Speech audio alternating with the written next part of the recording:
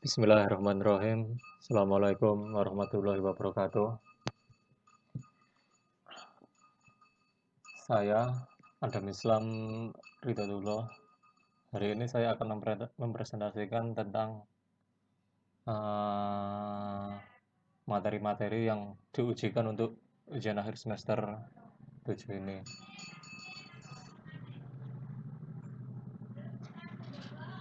Pertama-tama, komponen-komponen tegangan tinggi yang sering ada di gardu induk.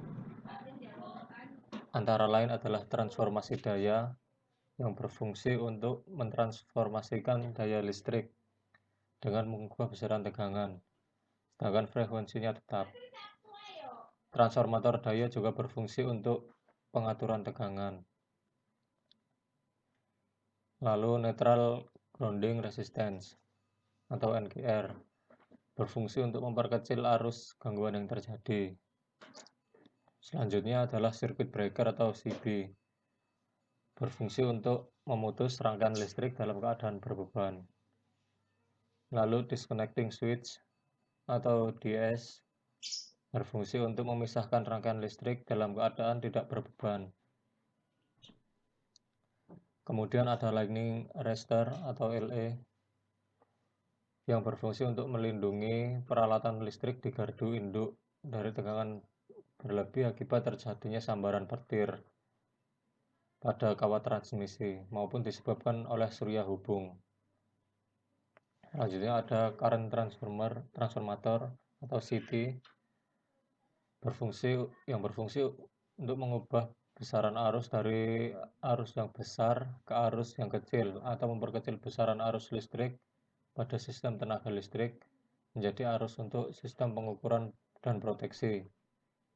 Kemudian ada potential transformator atau PT, berfungsi untuk mengubah besaran tegangan dari tegangan tinggi ke tegangan rendah atau memperkecil besaran tegangan listrik pada sistem tenaga listrik menjadi besaran tegangan untuk pengukuran dan proteksi.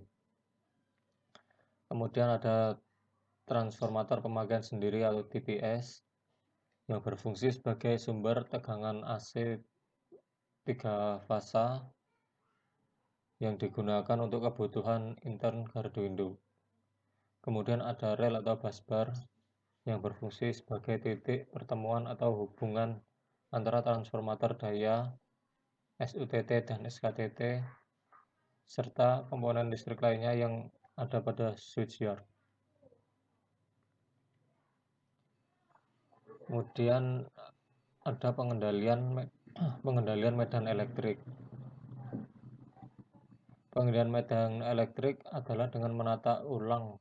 Pertama adalah dengan menata bagian-bagian peralatan yang membentuk susunan elektroda sedemikian rupa sehingga tekanan medan elektrik pada sistem isolasi menjadi berkurang.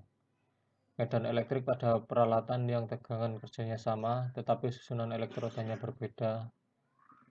Jika volume bahan isolasi yang digunakannya sama, maka bahan isolasi peralatan dengan susunan elektroda A seperti pada gambar berikut dapat dipilih. Karena sistem isolasi peralatan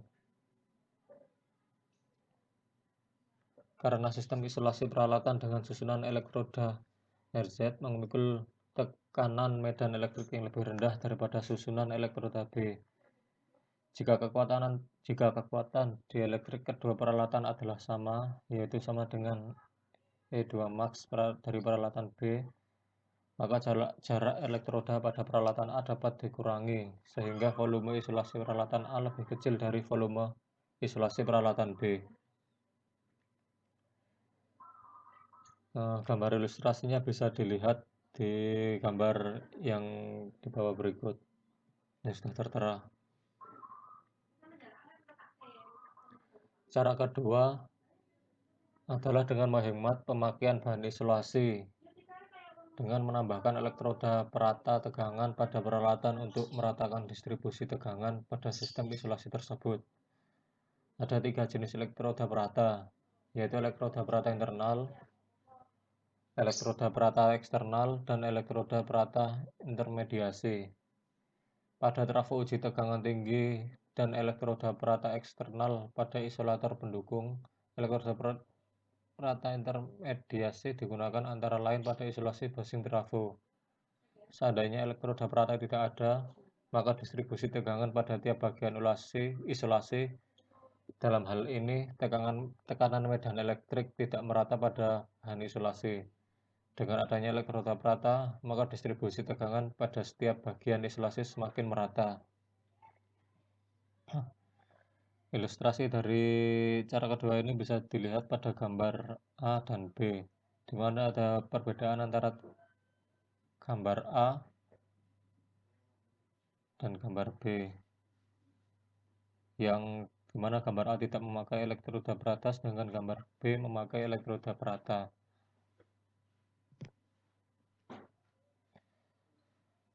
Selanjutnya adalah sistem pendingin pada peralatan tegangan tinggi. Bahan isolasi menghambat penyebaran panas dari komponen peralatan yang menjadi sumber panas, sehingga kapasitas daya antar arus peralatan berkurang. Untuk meningkatkan kapasitas daya antar arus peralatan, maka peralatan dilengkapi dengan peralatan pendingin.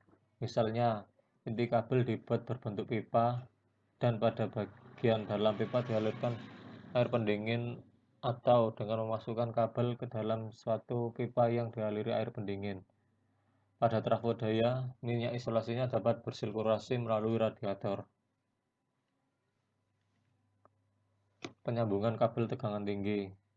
Untuk peralatan tegangan tinggi, penyambungan harus dilakukan dengan suatu peralatan yang disebut penyambung tegangan tinggi, yaitu suatu peralatan yang dirancang khusus untuk penyambungan antar konduktor pada peralatan tegangan tinggi. Contoh dari peralatan pada tegangan tinggi ini bisa dilihat di gambar di bawah berikut.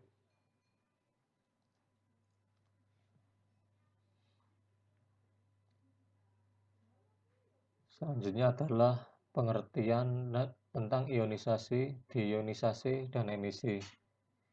Ionisasi yaitu terlepasnya elektron dari ikatan atom netral menjadi elektron bebas.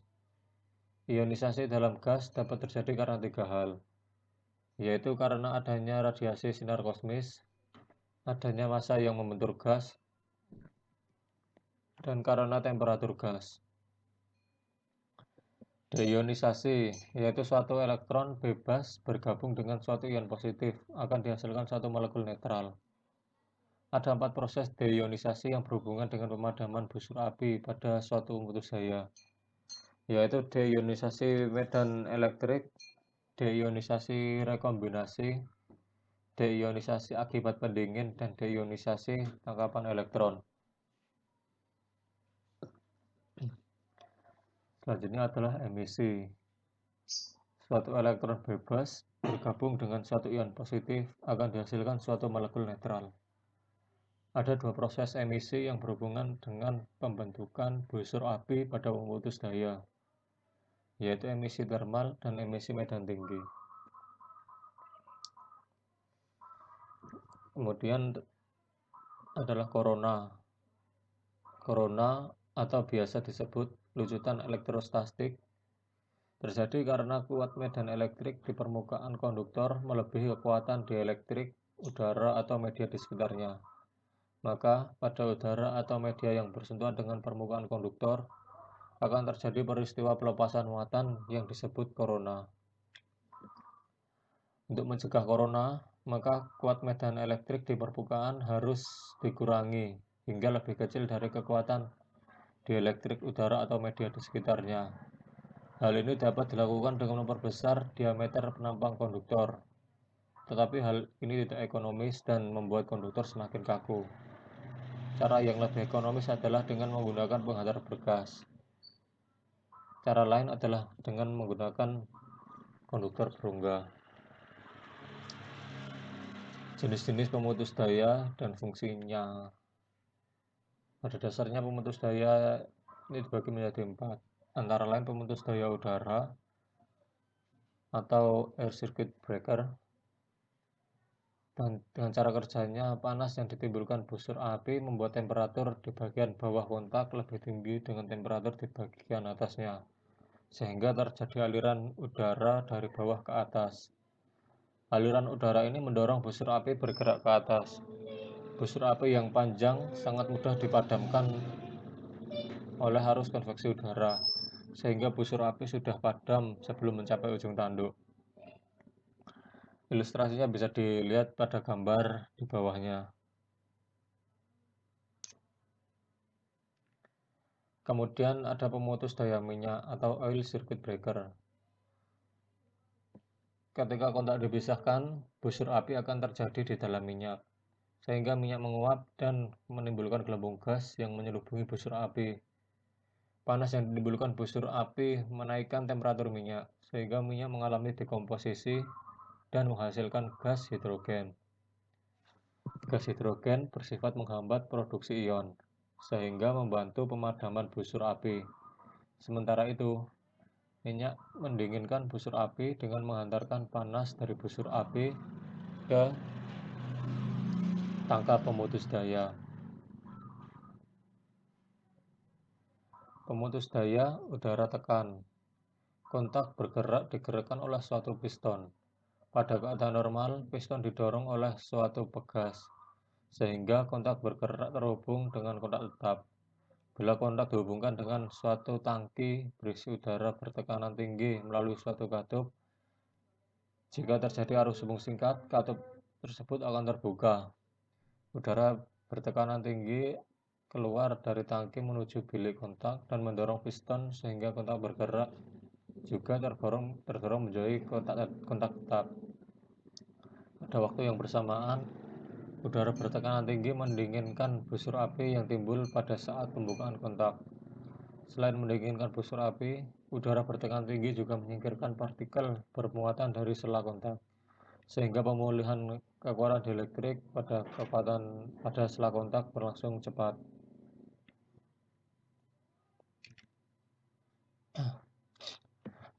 Selanjutnya dan yang terakhir adalah pemutus daya vakum. Jika kontak dibuka, maka pada kontak yang berperan sebagai katoda terjadi emisi termal dan medan tinggi. Kedua jenis emisi ini memproduksi elektron-elektron bebas yang bergerak menuju anoda dan menimbulkan busur api. Dalam perjalanannya menuju anoda, elektron-elektron bebas ini tidak bertemu dengan molekul udara, sehingga tidak terjadi ionisasi tumbukan. Akibatnya, di sela kontak tidak ada penambahan elektron bebas. Ketika arus sama dengan nol, busur api pun padam. Selanjutnya adalah jenis-jenis konduktor telanjang. Apabila dilihat dari bentuk penampangnya, konduktor telanjang terdiri dari konduktor batangan, kawat pilin, konduktor berongga, dan konduktor berkas. Konduktor batangan biasanya digunakan pada panel daya. Kawat pilin digunakan untuk jaringan distribusi dan transmisi, sedangkan konduktor berongga dan konduktor berkas digunakan pada transmisi dengan tinggi. Konduktor berongga juga digunakan pada kabel yang mengalirkan arus besar. Untuk ciri-ciri kabel tegangan tinggi, pada umumnya berhenti tunggal dan berhenti tiga. Bahannya terbuat dari pilihan serat tembaga atau aluminium. Bentuk penampangnya tidak berupa lingkaran, tetapi dibuat berbentuk sektoral agar dengan diameter luar yang tetap dapat diperoleh luas penampang yang lebih besar.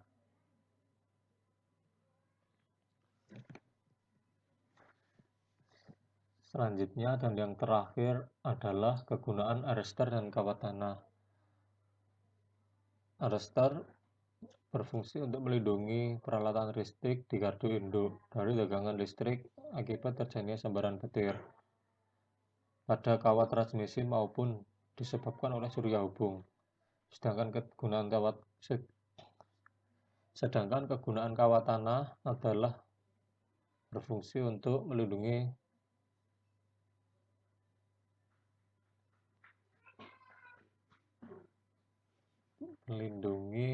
kawat transmisi agar tidak disambar petir.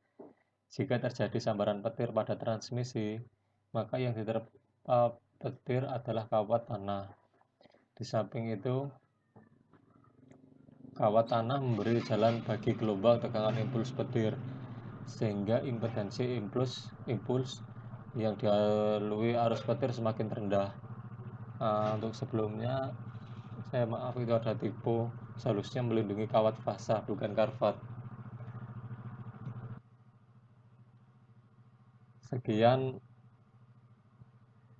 presentasi dari saya. Untuk terima kasih banyak telah menyimak presentasi saya, dan apabila ada kekurangan, saya mohon koreksi dan maaf yang sebesar-besarnya. Assalamualaikum warahmatullahi wabarakatuh.